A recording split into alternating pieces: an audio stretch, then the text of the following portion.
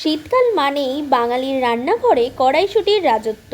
আর সেই কড়াইশুঁটিকে দিয়েই বানানো গরম গরম কড়াইশুঁটির কচুরি এর স্বাদ আর গন্ধ মন ভালো করে দেওয়ার জন্য যথেষ্ট।